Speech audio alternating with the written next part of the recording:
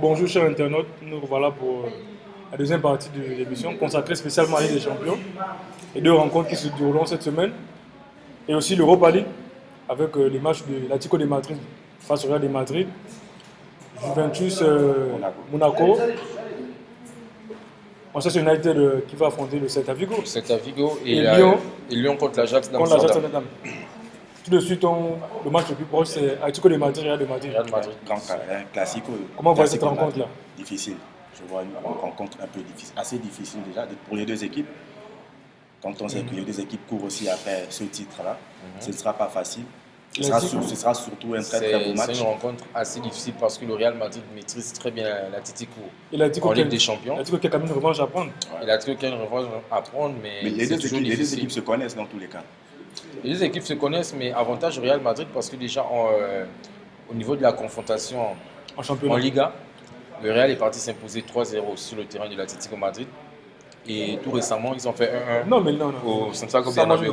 Je pense que la Ligue des Champions, c'est une compétition. Voilà, et l'Atlético de Madrid, ils savent clairement qu'en championnat, ils sont laissés par le Real et le Barça. Et eux, ils ont pour objectif, pour avoir échoué 2 fois en finale de Ligue des Champions, de au moins cette année, essayer d'aller jusqu'au bout, soulever la coupe. Effectivement, sur notre compétition, je vais faire référence à ces confrontations parce qu'on sait que c'est juste pour dire que l'Atlético Madrid actuellement n'arrive pas face au Real Madrid, alors qu'on sait que le Real Madrid les a fait déjà en finale de la Ligue des Champions une fois. Et voilà, c'est ce qui se reproduit. Et j'ai comme l'impression que l'Atlético Madrid n'arrive plus à battre le Real Madrid actuellement.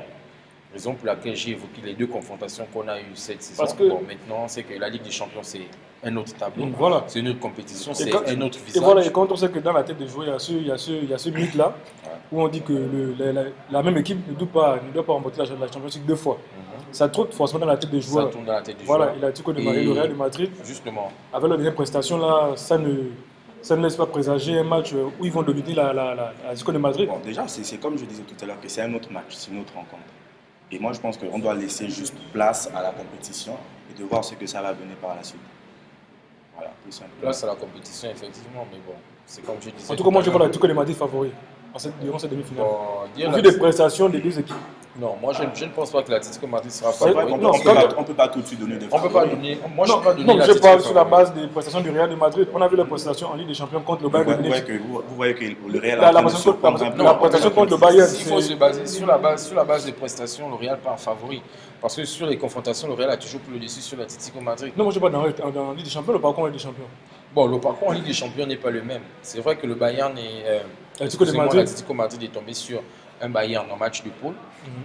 Qu'ils ont battu d'ailleurs. Qu'ils ont battu proprement par rapport au Real contre le Bayern. Mais maintenant, comme on dit, les matchs ne se ressemblent pas. Les confrontations ne sont pas les mêmes. Et les joueurs ne sont pas les mêmes. Non, mais en tout cas, comme je dis, ça reste mon point de vue. Moi, je pense qu'aujourd'hui, l'Atlético de Madrid a plus d'arguments offensifs. Parce que quand. Argument offensif. Voilà, parce que quand tu regardes Benzema, la preuve c'est que les soucis, on demande même son départ déjà. Mais au vu de ses prestations, le départ de Benzema, Cristiano Ronaldo, c'est les arguments. Chaque année, c'est la même chose. On demande le départ de Benzema. Sur le plan offensif. Cristiano Ronaldo, il est obligé de jouer dans l'axe maintenant. Parce que sur le côté, il n'a plus 21, il n'a plus 22 ans, 23 ans. Il ne faut pas oublier de souligner la nouvelle association Asensio, Vasquez. Non, encore qu'Asensio, il faut qu'il joue. Oui, mais c'est pour ça que je dis qu'il faut rouler parce que justement. Il ne faut pas dire Ronaldo en même temps. Ronaldo est très efficace aussi. Oui, non, il est efficace, mais pas autant qu'avant. Non, autant qu'avant, c'est normal. C'est une saison assez faible pour Cristiano tel qu'on le connaît. Moi, j'ai comme l'impression que actuellement, Cristiano Ronaldo il est même plus efficace que lorsqu'il joue dans l'axe. Parce que regardez les matchs du Real, à chaque fois que Zidane l'a repositionné en numéro 9, c'était la clé du match. Le match a été décanté. Je pense que tous les matchs il marque le but contre Valence ce week-end, c'est parce qu'il est. En tout cas, c'est comme je disais, pour faire court, on va dire juste laissons place à la compétition. Laissons place à la compétition, voilà. Effectivement. On a la Juventus qui va affronter Monaco. Une très bonne équipe de Monaco qui surprend tout le monde.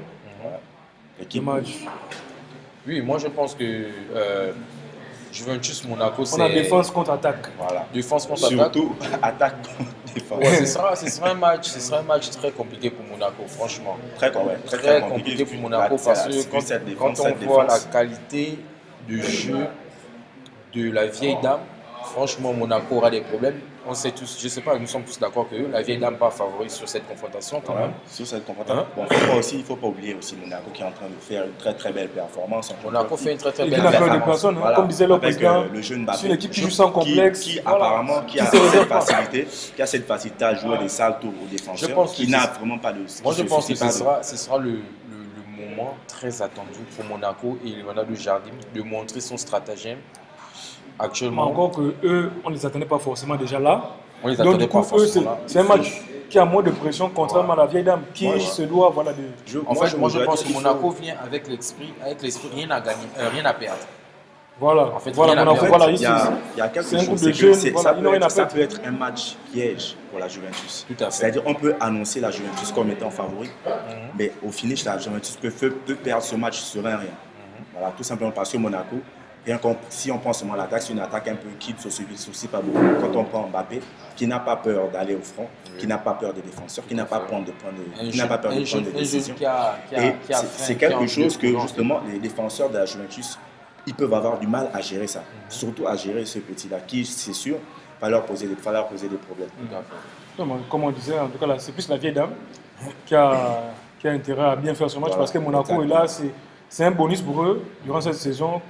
Cette Ligue des Champions, parce que c'était pas leur objectif déjà d'aller aussi loin que leur titre dans le championnat. Déjà. Donc aujourd'hui, on va dire que c'est la Juve qui a plus de pression que Monaco. Comme tu as dit, ils viennent jouer vraiment. C'est-à-dire rien à perdre, ils viennent jouer. Et comme on le dit toujours, le président de Monaco, Vladimir Vasiliev, a toujours dit que son objectif, c'est le championnat. C'est vrai qu'une victoire en Ligue des Champions, ça ne va faire que fructifier des revenus dans la caisse monégasque. Mais je pense qu'ils vont aussi jouer leur tour en restant concentrés sur le championnat, car c'est leur objectif principal. Donc on attend ces matchs avec impatience. Voilà, qu'on fera très certainement en fin de semaine. Mais on oublie aussi les matchs d'Europa League avec Manchester. C'est Celta Vigo. Le seul bien de Manchester pour la Ligue des Champions, le dernier billet, on va dire, parce que déjà qu'en championnat ça ne va pas. C'est le seul moyen qu'ils ont d'accéder à la Ligue des Champions. Tout simplement, moi je dirais que je donne d'entrée de jeu Manchester quand même favori. C'est vrai, ils sont favoris à cause du nom et à cause de leur histoire, leur expérience. Et la prestation aussi, leurs dernières prestations ne sont pas mauvaises. Aussi, il va falloir aussi justement que cette équipe de l'Atlético puisse faire aussi des faux pas. Et ça, je pense que c'est un match piège aussi. C'est un peu comme on le disait pour Juventus, Monaco, c'est un match piège pour Manchester parce que c'est que le Celta Vigo, c'est une équipe vicieuse, si on peut le dire comme ça. Je crois que c'est dans les corps de Mourinho. Très technique. Compte tenu du temps qu'ils sont partis, voilà, donc on va vraiment parler du match de Lyon contre l'Ajax. Deux équipes qui se valent, on va dire, du même niveau pratiquement. On va dire déjà avantage à Lyon par rapport à son effectif. Voilà, donc on va en avoir Lyon favori. On voit Lyon favori, toujours avec attention, parce qu'on sait que l'équipe de l'Ajax, c'est une jeune équipe, très dynamique, très collective. On a vu encore leur puissance, on a vu leur prestation contre Schalke 04. Voilà. Déjà que c'était même réduit à 10. Ils étaient réduits à 10, mais ils ont quand même réussi à accrocher leur qualification.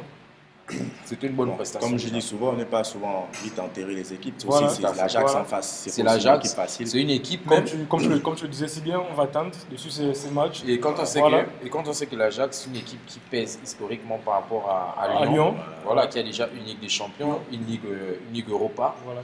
Donc elle est plus expérimentée que Lyon. C'est vrai que ce ne sont plus les mêmes effectifs. En matière d'histoire, l'Ajax est plus expérimenté que Lyon. On va dire place à la compétition. Voilà. Je vais encore vous remercier, monsieur. Merci à toi, pour votre disponibilité. C'est gentil. Donc on s'est dit. Merci aussi à toi pour ta disponibilité légendaire. Donc on s'est dit merci aussi au Galito. Oui, on ne cessera pas de. Merci aussi au Jackie Chan de la caméra. Pour ces cocktails. Et on se dit à la semaine prochaine. Voilà. Bonne soirée. Bye.